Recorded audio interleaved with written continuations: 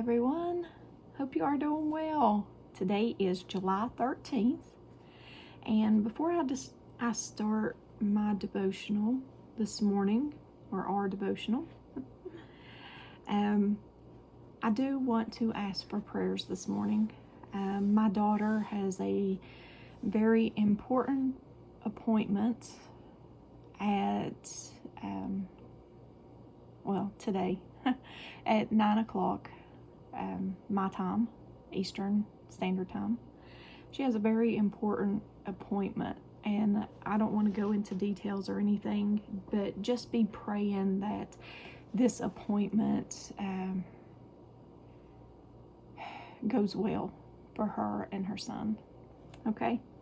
But that's all I will say. Now let's get into what God's Word says about His kingdom, the kingdom of heaven. So, Matthew chapter 13, verse 31 and 32.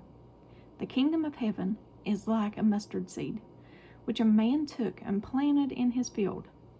Though it is the smallest of all seeds, yet when it grows, it is the largest of garden plants and becomes a tree, so that the birds come and perch in its branches. Matthew chapter 13, verse 33. The kingdom of heaven is like leaven, which a woman took and hid in 3 measures of meal until it was all leavened. Matthew chapter 6, verse 33. Seek the kingdom of God above all else, and live righteously, and He will give you everything you need. Matthew chapter 13, verse 45 and 46. Again, the kingdom of heaven is like a merchant seeking beautiful pearls, who, when he had found one pearl of great price, went and sold all that he had, and bought it. Colossians chapter 3, verse 2. Set your mind on the things above, not on earthly things. Romans chapter 14, verse 17. For the kingdom of God is not a matter of eating and drinking, but of righteousness and peace and joy in the Holy Spirit. And at the bottom it says, to focus on the kingdom of God should not be an excuse to hide in an idealistic dream world. When you think about the things in heaven above, it helps to think in a new way about earthly things. On earth, it changes the rules and relationships about marriage, parenting, and the workplace. Your hands get dirty because you serve others, and your heart breaks for those in distress and pain. For God's kingdom becomes yours. And that is our devotional this morning. And that's a good devotional. We should keep our mind on the things above and not on earthly things. A lot of people are materialistic. A lot of people just want more and more and more and more of earthly things. A lot of people want the best cars, the best houses, the best clothes, the best whatever people want nowadays. The best jobs, more money. Why? Are you using that? If you're wanting more money, are you using that for God's glory or for personal gain of material things?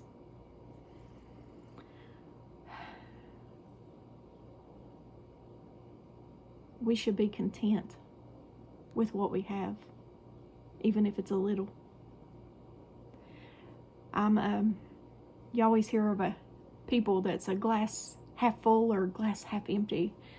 And me and my husband were kind of the opposite. I'm a glass half full type person. I kind of look at the good things in life and try to see the good in people. Where my husband, he's kind of the opposite. He's a glass half empty. This is wrong, or he sees the faults, I guess. I see the goodness. But he's working on that, I guess. I hope. But anyway, we should be glass half full type person. We should be happy with what we have. Happy with what we have. The glass is half full. We're happy with what we have. And if more comes, I mean, use it for God's glory. Use everything for God's glory. I'm big on that right now. And it's kind of, once that scripture got in my mind, it's kind of stuck with me. And that's 1 Corinthians chapter 10, verse 31. It says, whether you eat or drink or whatever you do it all for the glory of God. So everything you do, everything you get, if you get something, use it for the glory of God. Yeah, everything you do it for the glory of God. Think about, would this glorify God? Would this, what I'm doing, glorify God? Would this, what I'm eating, would that glorify God? Because think about it. There are some foods out there that may taste good to the mouth, but it's hard on your body. But would this glorify God? Would this place that I'm going to, would it glorify God? Would this drink that I have, would that glorify God? A lot of people think that they can drink alcohol and it's okay, but you know, I don't know. I just don't see it in scripture that it's okay to drink alcohol, but because it does not glorify God. That don't. Anyway, I won't talk too much on that. The point is, we should stay focused on the things above, how we should be, how we should act, to make it to His kingdom, because that's what's important. We should walk holy and pure because His word says so, not because Ida says so, not because the preacher down the road says so, which hopefully they're saying that, but we should walk holy and pure because God's word says so. I know a lot of people don't believe that. They think you don't have to do that you're being legalistic, and I have been called that, but it's not being legalistic. It's in His word. It's in His word. I mean, I don't understand how people think that they can continue in habitual sin, repetitive sin, because, as they say, God's forgiven our past, present, and future sins, and we don't have to do anything else. So I don't understand how they think they can continue in sin when scripture, if you read scripture, which according to them is a work, so they're probably not reading it, but if you read scripture, it actually says no sin will enter into the kingdom of heaven, or the kingdom of God. So think on that one. If you continue in sin and no sin can enter in, I don't know. I don't know, guys. Think about that long and hard. You got to work out your own salvation with fear and trembling. Your salvation is between you and God Himself. I don't know. I don't know how your heart is. I don't know if you think that or not. But I do want to say, and I say it lots of times, read your scriptures, read your Bible, and that'll guide you and tell you what's wrong and right. Don't think that, oh, I can continue in sin and do whatever, not read scripture or anything, just go by what this person or that person said on YouTube, or the pastor down the street said this or whatever. Read it for yourself. Seek God. There's so many scriptures that says, seek me and you'll find me. Seek truth.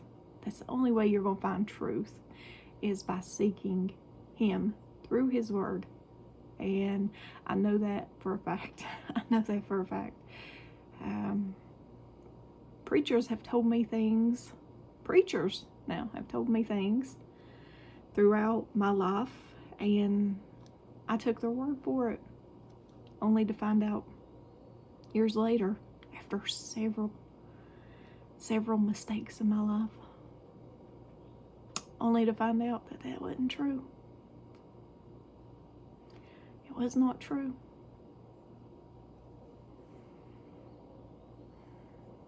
So, seek God. Seek his truth. Okay? But I love you guys, and as always, give me a thumbs up or a thumbs down. Like, share, and subscribe. Join me on the Disciple server. Link is in the description. And if I don't see you in the next video, I hope to see you in heaven. I love you guys. Please read his word. Seek truth and not what man says. Love you guys.